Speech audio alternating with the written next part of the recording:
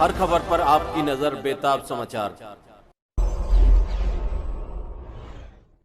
दोस्तों, बेताब समाचार यूट्यूब चैनल में आपका स्वागत है। हम ऐसे शख्सियत से मुलाकात करा रहे हैं जिसके दिल में गरीबों के लिए बहुत हमदर्दी है, प्यार है, स्नेह है। शोषित, वंचित, उत्पीड़ित समाज के लिए जिसका दिल हर समय धड़कता है। और मैं आपको एक ऐसे इलाके के ऐसी शख्सियत से आपकी मुलाकात करा रहा हूं जो सीलमपुर क्षेत्र में रहते हैं, जिनका नाम है सलीम मलिक साहब। सलीम मलिक साहब रिपब्लिकन पार्टी ऑफ इंडिया के दिल्ली प्रदेश के महासचिव हैं। और इनकी पार्टी, आपकी जानकारी के लिए बता दूं दर्शकों, आप सबको मैं बताना चाहता हूं कि रामदास अठावले जी राष्ट्रीय अध्यक्ष है रिपब्लिकन पार्टी ऑफ इंडिया के, और केंद्र में मिनिस्टर हैं।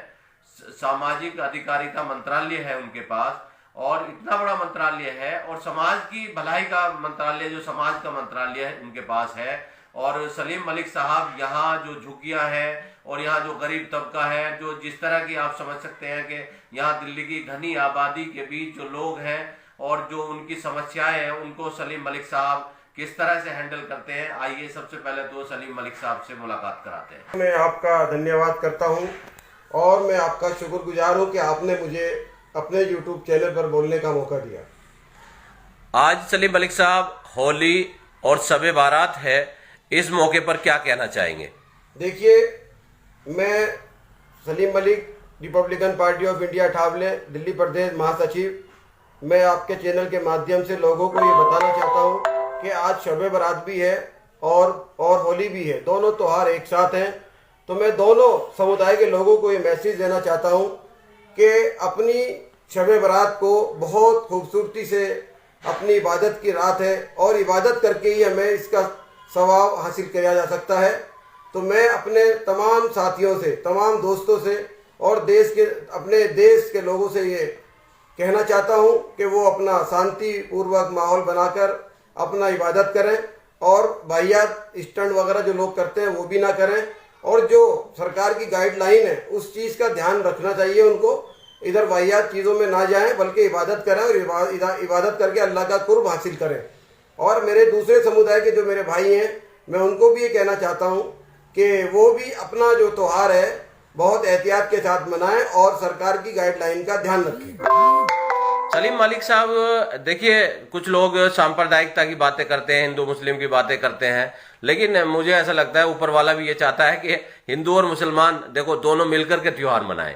आज होली भी है और शब बारात भी है, क्या बेहतरीन मौका है। बेताब साहब, ये बहुत अच्छा मौका है, दोनों समुदाय के लोगों के लिए बहुत अच्छा मौका है, देश की खुशहाली के लिए बहुत अच्छा मौका है। और मैं अपने समुदाय के लोगों से ये कहना चाहता हूँ कि वो देश के हित के लिए दुआ करें कि माहौल बना रहे, अमन शांति का माहौल बना रहे। और सभी जगह पर ऐसा नहीं है कि मतलब सब लोग शांति में भंग करना चाहते हैं, बल्कि ऐसा है कि कुछ लोग ऐसा चाहते हैं, जो सभी समुदाय के लोग होते हैं उसके अंदर सभी समुदाय में थोड़े बहुत ऐसे शरारती लोग होते हैं जो इस तरह की भावना रखते हैं। वरना हमारे देश की ये सभ्यता रही है, आज से नहीं है, जब से देश आज़ाद हुआ, जब से लेके आज तक हमारे यहाँ भाईचारा बना हुआ है। हम सब लोग आपस में मिलजुल कर एक साथ सभी त्योहार मनाते हैं, या वो दिवाली हो, होली हो या कोई सा भी त्योहार हो, हम सब मिलजुल करके बनाते हैं। और यही हमारी पहचान है और यही हमारा लोकतंत्र है। पूरे विश्व के अंदर जो एक लोहा शक्ति देश जो माना जाता है, हमारी एकता के ऊपर ही माना जाता है कि हम सब लोग एक साथ रह करके यहाँ पर अपना सभी काम मिलजुल कर करते हैं। सलीम मलिक साहब, आप तकरीबन 2 दशक से, तकरीबन 20 सालों से तो रिपब्लिकन पार्टी में होंगे, और जैसे आप रिपब्लिकन पार्टी में हैं तो आप जिस समाज से आते हैं, यहाँ पे मैं देखता हूँ कि घनी आबादी सीलमपुर क्षेत्र की, वो झुग्गियाँ, वो शोषित वंचित समाज, उत्पीड़ित समाज, और ख़ासतौर से जो प्रवासी मजदूर जो बाहर से आते हैं, उन सब लोगों की जैसे समस्याएं आती हैं, तो रिपब्लिकन पार्टी ऑफ इंडिया के आप नेता होने के नाते उनको किस तरह से हल करते हैं? देखिए बेताब साहब, मैं आपको बताऊं, ज़्यादातर हमारे यहाँ पर जो लोग रहते हैं, ज़्यादातर लेबर मजदूर तबका के लोग रहते हैं, झुग्गी झोपड़ी में लोग रहते हैं। उनके छोटे छोटे काम होते हैं, जैसे किसी का थाने पुलिस का काम हुआ, किसी का वोटर आई कार्ड पहचान पत्र का काम होता है, किसी की अपनी कोई छोटी मोटी समस्या होती है, तो वो लोग मेरे पास जब चलकर मेरे ऑफिस में आते हैं, तो मैं उनको उनकी समस्याओं के लिए उनका साथ देता हूँ और उनके काम भी कराता हूँ। और मैं दूसरी चीज बेताब जी आपको ये बता दूं, मैंने अपने अपने पार्टी के राष्ट्रीय अध्यक्ष श्री रामदास आठवले साहब से बहुत कुछ सीखा है मैंने 22 साल की जिंदगी में। मैंने उनके साथ में रह करके मैंने ये सीखा कि गरीबों को किस तरीके से उनका साथ देना चाहिए, गरीबों के किस तरीके से काम वो करते हैं। हमारे मिनिस्टर साहब 24 घंटे मतलब समझ लो 20 घंटे वो लोगों की सेवा करते हैं और 20 घंटे के अंदर गरीब लोगों को बहुत एहतियात से उनका ध्यान रखते हैं और उनकी हर तरह की परेशानियों को समझते हैं, सुनते हैं और उनकी पूरी बात को सुन करके उनका काम भी करते हैं वो लोग। और मैं आपको एक चीज़ और बताना चाहता हूँ बेताब जी, मैंने अभी तक इस 22 साल के इतिहास में मैंने ऐसा कैबिनेट मिनिस्टर नहीं देखा जो कभी भी किसी से किसी वक्त में मिलने के लिए मना ही नहीं करते। कभी भी आप चले जाइए, उनको किसी रेफरेंस की जरूरत नहीं है और वो आप जब भी आप जाए बेलोज होकर के मिलते हैं, लोगों की बात को सुनते हैं और लोगों के काम भी करते हैं। सलीम मलिक साहब, अब राजनीतिक उस पे आते हैं। राजनीति के क्षेत्र में अगर देखा जाए तो अभी तक आपकी पार्टी यहाँ अब ये 5 सीटों का निगम का उपचुनाव हुआ, उसमें भी आपकी पार्टी ने भाग नहीं लिया। तो आपकी पार्टी निगम के चुनाव में क्या भाग नहीं लेती? नहीं, ऐसा नहीं है। हमारी पार्टी देश के जितने भी चुनाव होते हैं सबके अंदर भागीदारी होती है। पीछे हमने लोकसभा का भी चुनाव लड़वाया था जो कि हमारे मुस्तफाबाद से हसन मलिक हैं, हमारी पार्टी में वाइस प्रेसिडेंट भी हैं वो, तो उन्होंने लोकसभा का चुनाव लड़ा था यहाँ से। पीछे विधानसभा का चुनाव जब हुआ तो उसके अंदर भी हमारी पार्टी ने अपने चुनाव कैंडिडेट के लिए उतारे थे और निगम के चुनाव में भी हमने अपना कैंडिडेट उतारा था यहाँ से, आपका भोजपुर वार्ड से, जो रेशमा मलिक थी और उन्होंने काफ़ी फाइट की और अच्छी तरीके से चुनाव को लड़ा उन्होंने। तो ऐसा नहीं है, हमारी पार्टी सब जगहों पर चुनाव लड़ती है।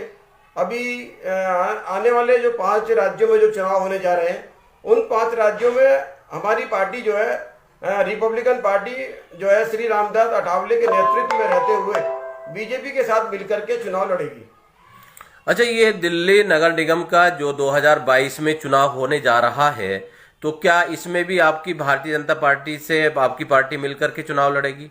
देखिए, मेरा ऐसा मानना है कि अभी हमारे राष्ट्रीय अध्यक्ष श्री रामदास आठवले साहब अभी परसों उन्होंने जेपी नड्डा जी से मुलाकात की है और इस विषय पर चर्चा भी की है उन्होंने कि आने वाले जो 2021 के अंदर जो 2022 में जो चुनाव होने जा रहे हैं, इस 2022 के चुनाव में नगर निगम के अंदर मिलजुल कर हम एनडीए के साथ में सरकार बनाएंगे। मैं ये देखता हूं कि आप जो है काफी क्षेत्र में लगे रहते हैं और रिपब्लिकन पार्टी के से लोगों को जोड़ने का काम करते हैं। जैसे आप यहाँ 20 साल से आप लोगों को जोड़ रहे हैं, काम कर रहे हैं, तो अभी तक भी अब आपका कोई प्रत्याशी जीत क्यों नहीं पाया? उसकी वजह ये रही है कि लोग कहीं ना कहीं जो है टूट जाते हैं और चुनाव लड़ने के लिए देखिए बहुत सारी चीजों की जरूरत पड़ती है, तो कहीं ना कहीं आदमी कहीं ना कहीं बिक जाता है या टूट जाता है। ऐसा नहीं होना चाहिए, बल्कि यह है कि हार जीत तो देखो आदमी की किस्मत होती है, तो इसमें आदमी को मेहनत से लगन से लड़ना चाहिए। इतने सारे पार्टी के कैंडिडेट लड़ते हैं, जीत तो एक ही आदमी की होती है, मगर चुनाव को तरीके से लड़ना चाहिए और कैंडिडेट को ये सोचना चाहिए कि हमें हार जीत के लिए नहीं, बल्कि हमें अपने लिए, अपने इलाके के विकास के लिए, अपने लिए और लोगों के विकास के लिए हमें चुनाव लड़ना चाहिए, जिससे कि हम जीतेंगे तो इलाके का विकास भी होगा। तो ये जो चीज है आपके अंदर, आप सीलमपुर विधानसभा हो, मुस्तफाबाद विधानसभा, सीमापुरी और बाबरपुर, घोंडा, ये जो उत्तर पूर्वी जिले की है, यहाँ पे आपका काफी वर्क भी है। मैं देखता हूँ आपके लोग कहीं ना कहीं जो है रिपब्लिकन पार्टी से जुड़े हुए लोग मिलते रहते हैं। तो ये रिपब्लिकन पार्टी ऑफ इंडिया की जो आपने पहचान बनाई, इस पहचान को बनाने में कितना वक्त लगा?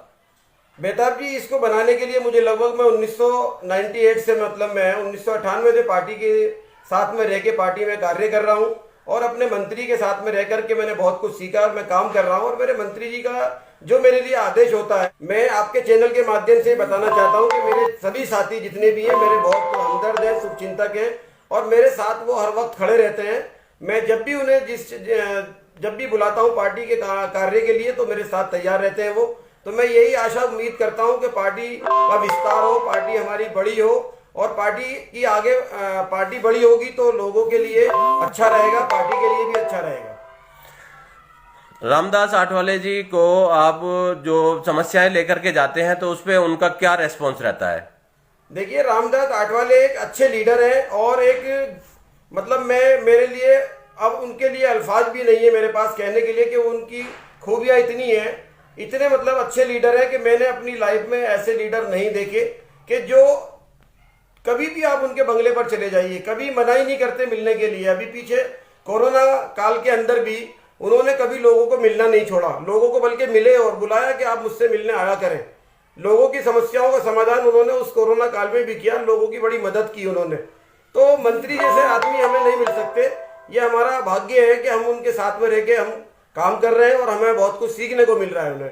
और दूसरी बात यह बेताब भाई कि मैं जितनी बार भी लोगों के समाज के काम को लेकर उनके पास जाता हूं तो उन्होंने कभी मुझे निराश नहीं करा, बल्कि मुझे आश्वासन दिया और मेरा काम भी किया। जैसा कि मैं बताऊं आपको, अभी पीछे दिल्ली सरकार में दिल्ली होमगार्डों के को लगभग 10,000 के करीब लोग बाहर निकाल दिए गए थे नौकरी से, तो उसमें कुछ लोगों को दिल्ली सरकार ने वापस ले लिया था। उसके बावजूद लगभग 5300 लोग बिल्कुल बेरोजगार से बेहाल हो रहे थे। तो मैंने उन लोगों के लिए मंत्री जी से जाकर के रिक्वेस्ट करी और मैंने कहा कि साहब ये लोग गरीब लोग हैं और ये आपसे उम्मीद लेकर के आए, आपका जो मंत्रालय सामाजिक न्याय मंत्रालय, तो सामाजिक न्याय मंत्रालय के माध्यम से आप इन लोगों की मदद करें। तो मंत्री साहब ने जब ही तुरंत हैंड टू हैंड चिट्ठी लिखी दिल्ली डीजी होमगार्ड के लिए, और उसके बाद उन्होंने चिट्ठी लिखी और फोन भी किया और उन लोगों का आज काम हो गया। वो लोग अपनी अपनी नौकरी पे दोबारा से बेहाल हो गए और दोबारा से नौकरी पे अपना चले गए हैं वो लोग। तो मैं मंत्री जी का इस चीज के लिए बहुत बड़ा धन्यवाद देना चाहता हूं। और मंत्री जी ने मेरे बहुत सारे काम किए जो समाज के लिए मैंने उनसे जिस चीज के लिए मैंने कहा, जिस कार्य के लिए मैंने उन्हें कहा कि सर ये काम होना है, तो उन्होंने कभी मुझे निराश नहीं करा और मैं उनका हमेशा शुक्रगुजार रहूंगा कि वो मुझे मान सम्मान और बहुत कुछ मतलब मुझे देते हैं वो।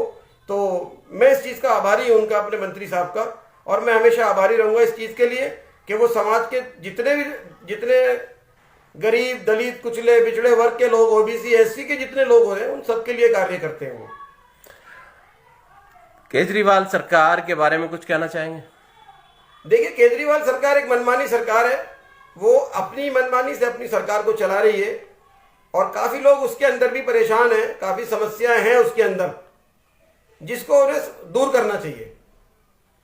तो बेताब समाचार से आज फेसबुक लाइव पे सलीम मलिक साहब बहुत बहुत शुक्रिया, धन्यवाद। और आपको और आपके परिवार को और सभी क्षेत्रवासियों और देशवासियों को होली और शब बारात की हार्दिक शुभकामनाएं।